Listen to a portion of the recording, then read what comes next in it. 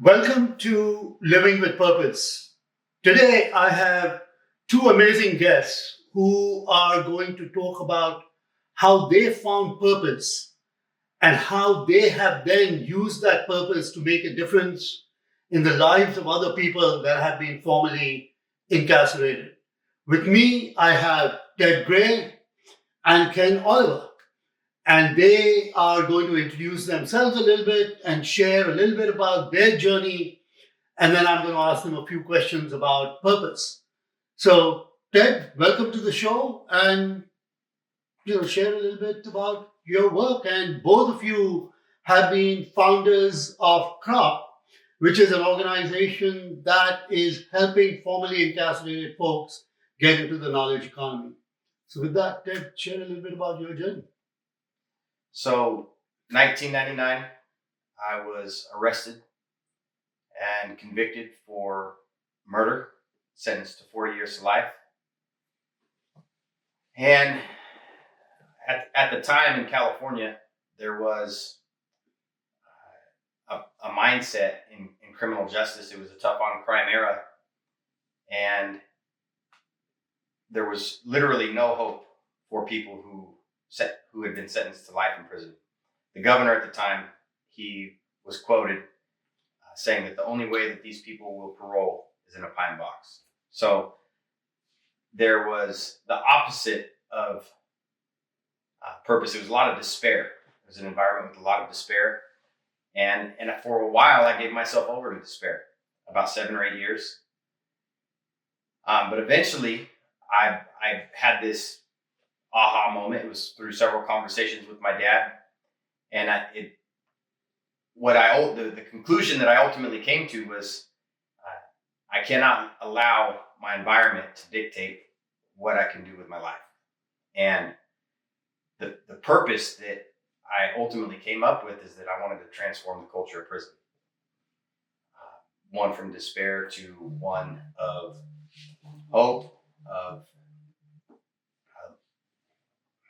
just to provide a little bit of context, Akhtar, if you'll allow me, that when you ask somebody in prison in those years what was most important to them, almost inevitably people would say God, family, freedom, but the choices they made were not in alignment with those things.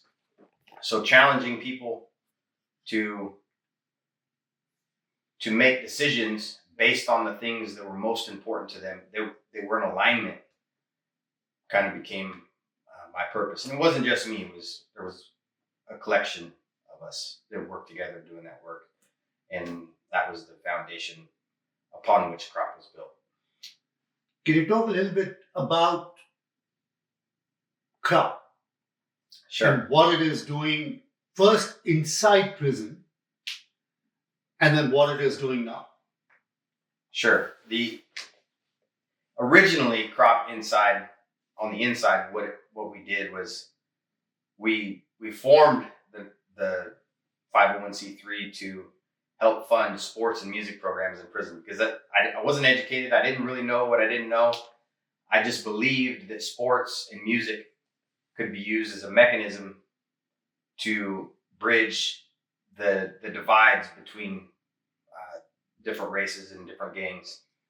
And if the idea was, if you're playing music with somebody or you're playing ball with somebody, it's tough to think of them as your enemy. So that originally that's what it was, and it metastasized into a number of different things on the inside. We helped ultimately became a workforce development program on the inside, where we were helping people get certified as alcohol and other drug counselors. And after we were eventually released, Governor Newsom pardoned Jason and I. We were the last two to get out. We connected with Ken, and really it was in the middle of COVID. And the original idea was to go in and expand on that. But because COVID was happening, we had to come up with something that we could do on the outside. And Ken had a really good, he had a really poor experience in reentry that led to some really good ideas. And I'll let him talk about what that is. Ken. Yes, sir.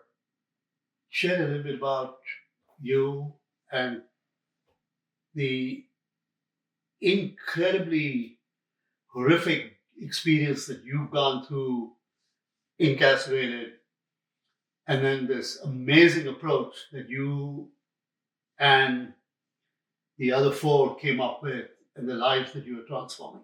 Sure. Well, just a little bit about my background in capsule form. I grew up in LA, and when I was younger, in elementary school and junior high, I was, always a smart kid, bright, got bored extremely easy.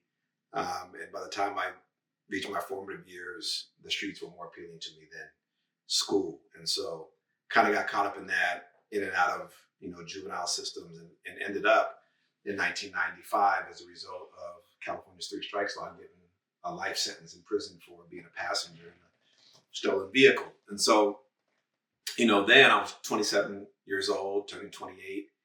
And rather than think that my life was over, I decided to double down on preparing myself for life after prison, as far-fetched as that idea might have seemed with a 52-year life sentence. And so I really poured myself into reading because that was one of the only ways that I thought I could stay sane. And I read so much that eventually prison officials thought that my reading was dangerous, and the types of things that I were reading were dangerous, and they gave me an indeterminate sentence in solitary confinement, which meant forever. And they basically said the types of political material that I was reading made me a threat to every prison in California, that the only way I could exist was in solitary. So it was then that I started to think about law. I started to think about business. I started to think about dreams of what would happen when I got out. And I ended up litigating myself out of solitary confinement, and eventually out of prison with the help of Stanford University and a corporate law firm by the name of Mary Brown. And the day that I got out of prison, I went to a reentry house. It was a 5-bedroom house, and 17 men were living there, warehoused. And what should have been the happiest moment of my life after serving 23 and a half years in prison quickly became the worst day, or one of the worst days of my life. The conditions were horrendous. The rules, the setup was very much like I was still in prison. And I thought to myself, like, wow, like people do their time and they come out and should be starting with a fresh start. And here the system is treating us still as if we're second-class citizens. And, with the help of Stanford, I ended up getting into a different place where I could, set myself up to thrive. And I became a state policy director at a public interest law firm shortly after I got out. And one of the things that I was charged with doing in my work was litigation policy work around ban the box, which basically is a law that says that employers can't ask about criminal history before making a job offer in states. It's about 37 states that have these laws. And so, I started talking to employers in these groups that I would talk to, people at Google, Fitbit, others, about, well, why don't we go one step further than ban the box and start creating paid internship programs and apprenticeship programs and other opportunities for people to get into tech and the knowledge-based economy. And to my surprise, the more I talked about it, the more it kind of picked up traction. But they inevitably, most of them would ask me, well, what kind of skill sets do the people that you're talking about have? And I said, well, to be honest with you, most of the people in prison, because there's not a lot of computer stuff in prison, have never heard of Google Drive or never been on a Zoom call or done any of those things. And they were like, Ken, that's kind of problematic because we don't have the capacity to teach people how to do basic fundamental computer stuff that most junior high school kids know how to do today. And so they would encourage me to say, why don't you think about building a bridge building program that would kind of close the digital literacy divide and set people up to get jobs in tech. And so I sat down at the reentry house I was in. I said, I'm going to design the Stanford of reentry programs, where it's going to be filled with dignity. People are going to be able to go to school and pathway themselves into careers in tech and the knowledge-based economy. And, I had all these ideas about what could happen. So the more I thought about it, as I was thinking about it, my friend Ted, who I knew in prison, got out. And it was right at the beginning of COVID, as he mentioned. And we met up and he said, we were going to go back into prison to do our leadership program, which they had become famous for. But we can't do it now. And so I said, well, hey, I think there might be this other opportunity to build a state-of-the-art reentry model. And it would be based on dignity and giving everybody an A rather than giving them an F when they come out. It would be based on giving people their own rooms and their own bathrooms and taking away all of the stressors that cause people to struggle when they get out of prison for so many years. And we sat down in his kitchen, in his dining room table in Folsom, California, and started to design what that would look like. And then with the other fellas, and ultimately we designed Ready for Life, which is the program that Crop is doing now. And then, there was a documentary done by Jason, who's one of our founders, and came on CNN. President Obama came out on his Twitter account and said it was a great program. And we decided that when Ted and Jason had the chance to thank the governor for their pardon and computation, that we would bring up asking him for some money to build out our dream model. And during that call, I think the governor said, I can't give you money directly, but he said, I support it and will support it if you can get some of the California legislature behind you. And so Ted and I and Jason really sat out to go start talking to the California legislature, one conversation at a time. We pitched them our idea about investing in proximity and people who understood the pain points, so that way we could offer solutions and help lead. And miraculously, they wrote us into the California budget for $28 million to build this program out. Which $28 million. They gave us $28 million to build it out. And so we did that. It exists now in Oakland, California, as you know. And the program is really just a safe space for men and women who have experienced incarceration to take a time out, relax for a second, be in a healthy environment where they can concentrate on learning and close some of the skills gap that exists for us in prison. And it's been miraculously successful so far. I think it's in its second or third year, and it's going strong. So, for those of you that want to learn more, go check out the website, croporganization.org, and you will learn a little bit about what they're doing. I want to kind of just pivot a little bit to ask you about this credo that you both live with, which is about responsibility. And that to me seems to be the driving force of how you both found purpose. So talk a little bit about why responsibility is such a big word for the two of you. So for me, the first decade of incarceration, there's a real experience of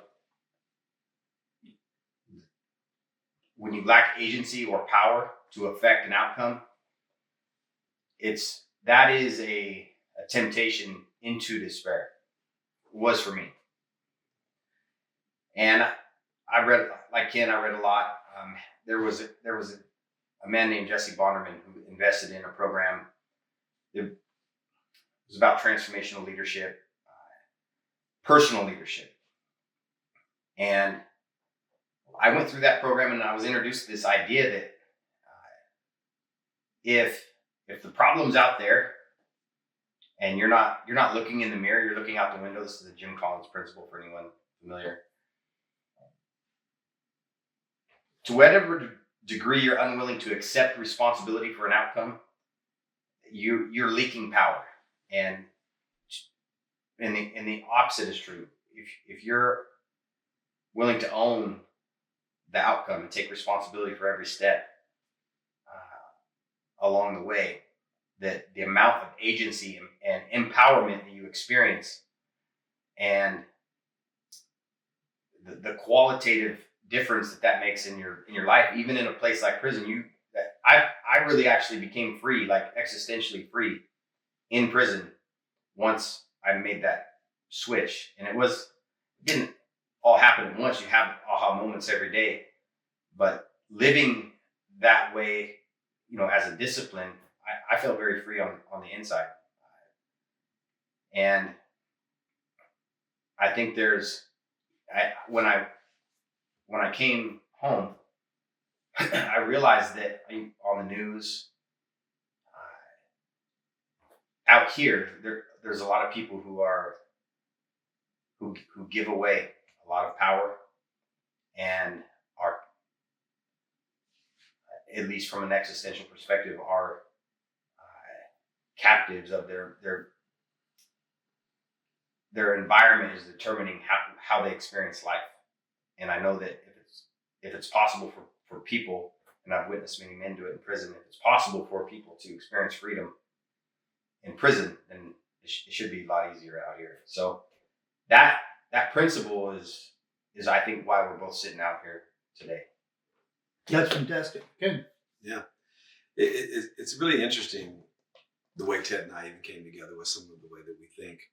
Because prior to meeting Ted, I had kind of taken on this credo when I first came to prison that I wasn't going to let my circumstances define me. I was going to define my circumstances. And it really fits into what Ted went through with Jesse Bottom in the program. But I didn't know anything about that program. I was introduced to personal leadership in the way that we teach it at CROP by Ted and Jason and Richard, our co-founders. But I believe in the ethos fiercely. And really it's about, as Ted mentioned, taking agency over your own life and not allowing the things that are happening externally define the way you show up and really taking agency, like he said. And so for me, like I looked at a judge who told me in no uncertain terms that I was going to die in prison. I looked at a man who hadn't spent more than 3 hours with me total, who in essence said that my life was worthless. And I refused to accept that as an outcome. And so I knew that the only way that I was going to survive in prison is that I would have to push back against what externally was trying to happen to me. So like I said, I arrived at my destination in a very different way, but in the same place. And so I think that's kind of how we became friends in the law library, where when I first came to Soledad, Ted was in the law library with like 10 or 12 volumes of the Harvard Business Review. And I walked up to him and I was fascinated that he had these in a prison law library. And we started talking about it. And, I was fascinated with business. He was too. And we started talking about how we could bring programming in. So we were actually living, to Ted's point, free inside prison. We were entrepreneurs thinking about possibilities and how to make things happen despite what the prison officials were telling us. We were determined to do other things and define kind of our own course. And that's kind of what followed us all the way through the design of CROP and thinking about things in different ways that other people hadn't. And that's how we kind of landed. So, Friedrich Nietzsche says that if you have figured out your how to live, if you figure out your why to live, you can actually overcome any how. And what these two gentlemen and the other three that were part of this CROP founding team have done is that they did not allow the 9x6 cell, that box, to define themselves, and that the minds were free. So let's end with both of you sharing one golden nugget that you want our listeners to live their life with. I think I spoke to it. It's the same question that we asked ourselves and other people on the inside. What's most important? And then are you living your life? Are you making decisions every day that are in line with the things that you say are most important? And if you're doing that more often than not, it's hard to get it wrong. That's right. For me, it was about, to be honest, I don't want to sound cliche, but it was about finding my purpose. And when I was released in a very surprising way, very similar to Ted, I thought that I was going to go get my paralegal certification, put my head down, go work a 9-to-5, make $80,000 a year, and ride off into trying to live a life. And what I found very quickly when I came home is that the community, society, universities were interested in my story. I don't know why, but they were interested in my story. And I was starting to get asked to speak, and then people wanted me to go to the legislature to do this and that. And what happened is that a movement called me and grabbed me by the shirt and said to me in no uncertain terms that people have supported you in your trajectory to get free. And now I'm calling on you. I'm charging you with the responsibility to now help free others. And so for me, I never knew anything about the nonprofit sector, the entry, none of those things existed to me mentally. But I know the minute that I started going through my experience and my journey outside, that I was charged with the responsibility to sprinkle whatever value I had, the duty on the world and for other people, because I recognized that I was extremely blessed and privileged to be in the position that I was in. I mean, my earliest possible release date was 82 years old. I would have been 82 years old. And so when Stanford University and the lawyers and everybody surrounded me and said they saw something in me, to be honest with you, more than I saw in myself, I knew that for all the fellows in there and the women in there and the people who may not have had the opportunities I've had, that I had to attempt to free them. And so I really look at my own struggle, but in different contexts, obviously, because I don't want to compare myself to a legend, but it's almost like Harriet Tubman, right? Where she was already free and she had a choice to either go or go back and get others. And what Ted's not going to say it, but I'm going to say it for him. One of the things that Ted did that makes me respect him so much is that when he had the opportunity to be free, he had gotten his pardon. He didn't rest with that. He said, there's no way that I can be free if you don't go back and get Jason. And they went back and got Jason, right? Most people would have said, oh, like I've done 20 years in prison, I'm out of here, right? And then part two, when he got out of prison, his father, had positioned him to, go lead his life with his wife, etc. And basically told him, and correct me if I'm wrong, that you can either take what you have, go buy a house in the hills and live your life, or you can take your fellows and do your nonprofit work and give back. He had that choice. And Ted made the choice not to go do that up in the hills. He made the choice to invest in his friends, to do purpose-driven work, and give his life to the community. And that's what he's done. That's why I have such an admiration for him. This is such a fabulous note to end on. Let me just, for our listeners, just share that I sit on the board of Crop Organization. I'm the chair of the board. I was introduced to these 5 gentlemen 3 years ago on a call where they basically asked me to support them. And what really, this one golden nugget that they have, which really struck me, was purpose has that power where once you've got your freedom, you can actually go out and get freedom for others. And purpose is that responsibility that gives you the power to do that. So with that, both, thank you very much. To our listeners, join us again for our next episode. Both Ted and Ken, thank you very much. Thank you for having us. Thank you.